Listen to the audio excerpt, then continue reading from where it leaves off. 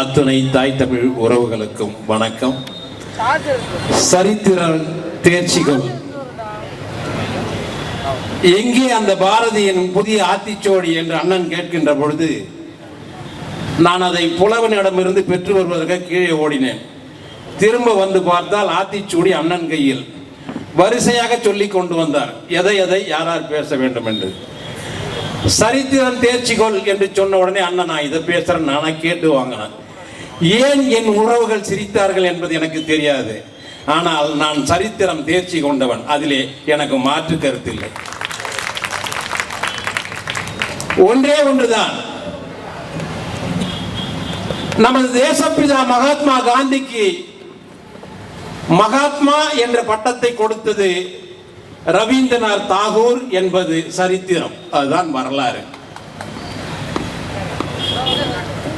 1915ஆம் ஆண்டு வங்கத்தில் உள்ள சாந்தி நிகேதனில் ஒரு வாரம் பாரதி தங்கினான். அவனுடைய செயல்பாடு, அவனுடைய சொல், அவனுடைய செயல், அவனுடைய ஒழுக்கம், இதையெல்லாம் பார்த்து ரவீந்திரநாத் தாகூர் அவனுக்கு மகாத்மா என்று பட்டம் கொடுத்தார் என்பதுதான் இதுவரை வரலாறு. ஏன் நாம் சரித்திரம் தேர்ச்சி கொள்ளவில்லை? ஆனால் 1910ஆம் ஆண்டு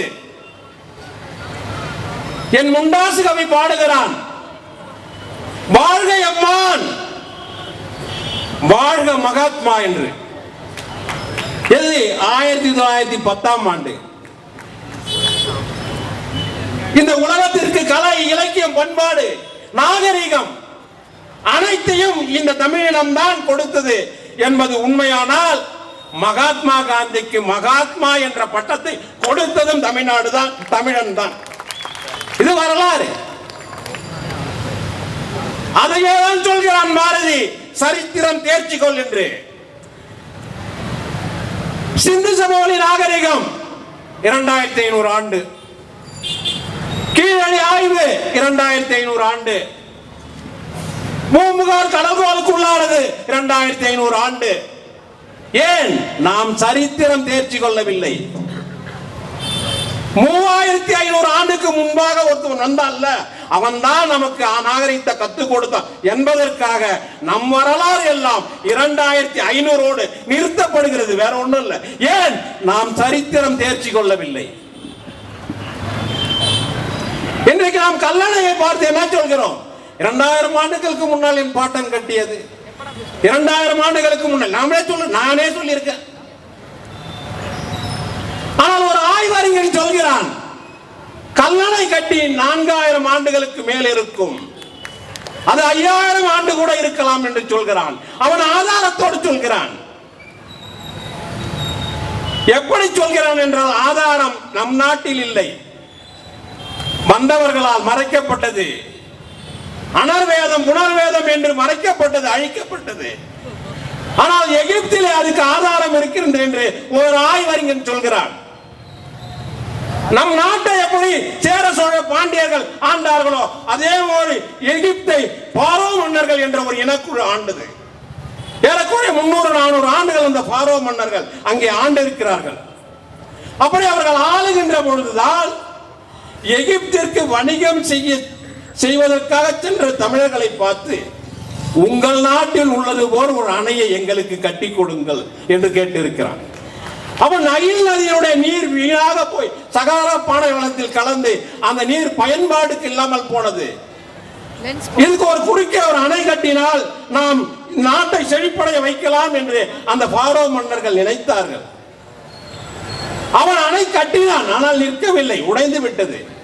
ஆனால் உங்கள் நாட்டில் ஒரு கல்லணை இருப்பதாக கேள்வியுற்றோம், அது போன்ற எங்களுக்கு ஒரு அணை கட்டி கொடுங்கள் என்று அவன் கேட்டதனுடைய வேண்டுகோளுக்கு இணங்க அன்றைக்கு தமிழர்களால் கட்டப்பட்ட அணைதான் எகிப்திலே கட்டப்பட்டிருக்கின்ற அணை.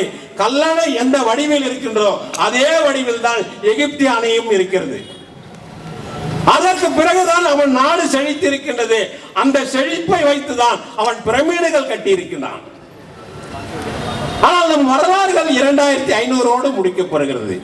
ஆகவேதான் நமது தேசிய தலைவர் சொன்னார், வரலாற்றை படி, வரலாற்றை படை என்று சொன்னார்.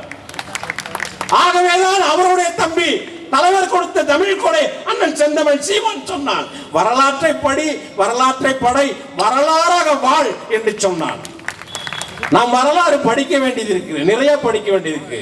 சொன்னோம் அந்த புகார் நகரம் கடல்கோளுக்குள்ளானது 2500 ஆண்டுகள் ஆகுது என்று சொன்னான். இன்றைக்கு பாவேந்தன் பாரதிதாசன் பல்கலைக்கழக மாணவர்கள் ஆய்வு செய்து அவர்கள் சொல்கிறார்கள் இந்த புகார் நகரம் கடல்கோளுக்குள்ளாகி 15,000 ஆண்டுகள் ஆகிறது என்று சொல்கிறார்கள். இதை இன்றைக்கு அறிஞர்கள் ஏற்றுக்கொண்டு விட்டார்கள்.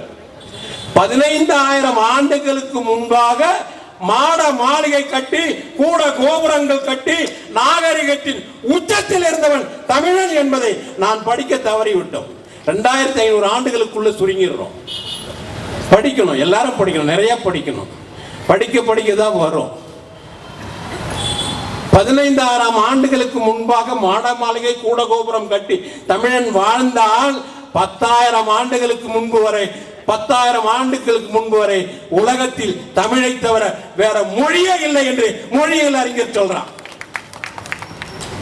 ஆக நம் வரலாறை படித்தால்தான் நாம் எங்கே வீழ்ந்தோம் என்பது தெரியும். நாம் வரலாறு படித்தால்தான் நாம் எங்கே எழ வேண்டும் என்பது தெரியும். தமிழன் நிமிர்ந்து நிற்பதற்கு சரித்திரம் தேர்ச்சி கொள்வோம் என்று கூறி வாய்ப்புக்கு நன்றி கூறி முடிக்கிறேன். நன்றி, வணக்கம்.